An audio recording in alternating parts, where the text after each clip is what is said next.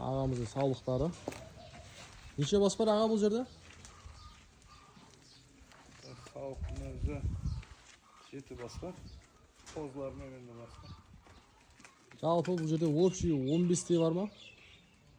17 bas. 17 бас. Қанша жыл болды бұлар жинағаныңызға? 25'te yanvarda бастадым. Bir жылдан асып жатыр екен, а? 24'te Kuat'tan Çuburbey'in balasını aldım. 24 noyabr'da Yerbol'dan aldım. Merkezden sodan бастадым.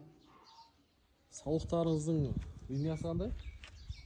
Sağlıklar Sarıağaç'tan kelген, Merkezden, Gabit'ten kelgen şu hafta Pavlin, Gabit'ten kelgen, Krasavчик liniyasынан мына uzun limузинimiz o.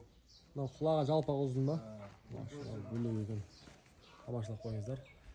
Жалпы енді мал жинап бастағанға мынау 17 бастың өз керемет материал ғой.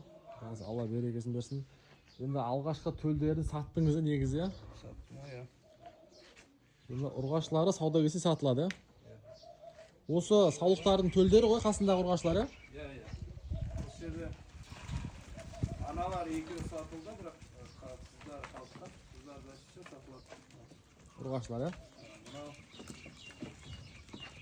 Төменге нөміріңізді қалдырып қоямын. Құдай қаласа қызыққан адамдар хабарласады. Қазір ұрғашы қозыларды көрсетейік. Саулықтар сатпайсыз, иә?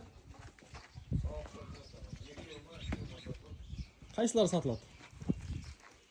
buna satıldı. Aha. Şeyde satıldı. Bu arada ana koşkardan kaçtı ki ana satıldı. Ақбас деген қошқарыңыздан қашты ма? Akbas koşkardan kaçtı.